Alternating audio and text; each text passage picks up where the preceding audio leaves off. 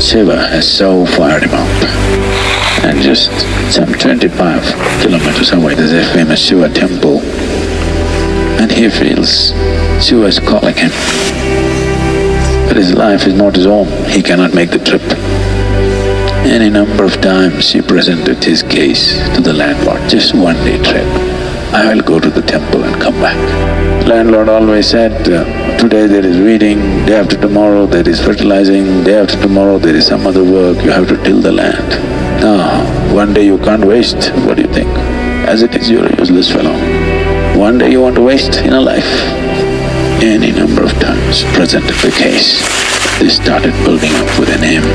He wants to see Shiva. This time he went and stood in front of the landlord with a different kind of dignity that a bonded labor never knows, not supposed to have. And the landlord started off, "You idiot, last time your mother was sick, before that your sister was getting married, before that your grandmother died 3 times over. Now you want to go to the temple, nothing doing." He said, "I'll do all the work today, tomorrow, just a day trip, I will go and come."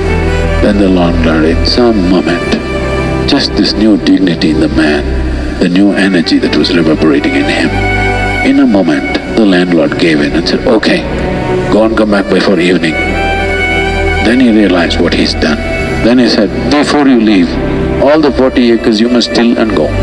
Entire 40 acres you must plow. It's evening. Before morning you must plow and then go to the temple." He was not foolish enough even to attempt that.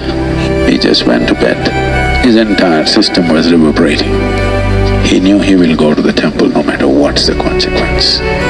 A new kind of energy has been reverberating through his entire body.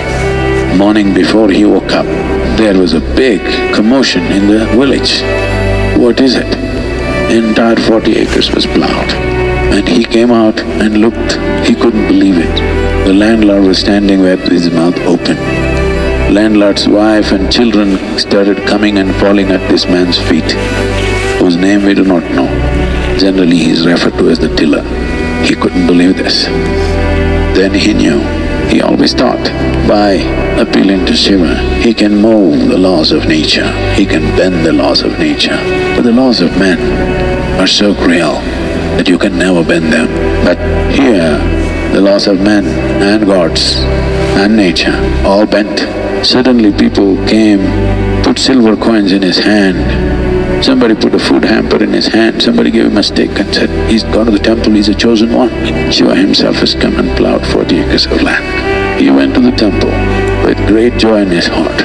But having lived the life of an outcast, he's not forgotten that he cannot cross the threshold of the temple. He stood there. Of course they wouldn't let him into the temple. He knew they're not going to bend the rules, and all he wants to do is just see it once. The big Nandi which was sitting in his way, the Nandi moved to one side. And later on people called him Nandanar, became a famous sage. Nobody ever knew his name because he's just known as a tiller. But his entire life is just this one thing.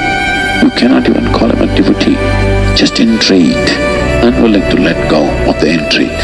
The problem with most logical minds is something intrigues you, then you give a stupid explanation to it and you kill it right there.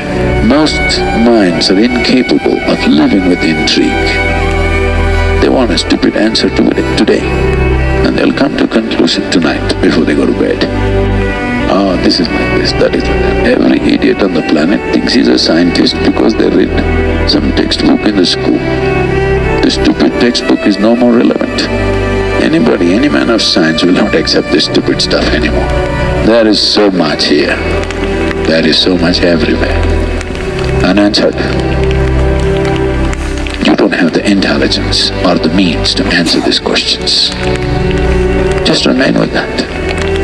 That is a sincere human being. One who knows that he doesn't know the answers is a sincere human being. One who finds a silly logical answer is a foolish human being. But he thinks he's smart. This is all that's needed. You just have to walk with this intrigue. If you have devotion in your heart, fantastic. If you don't have devotion in your heart, your mind bothers interest you. Just maintain the intrigue. That's all it takes.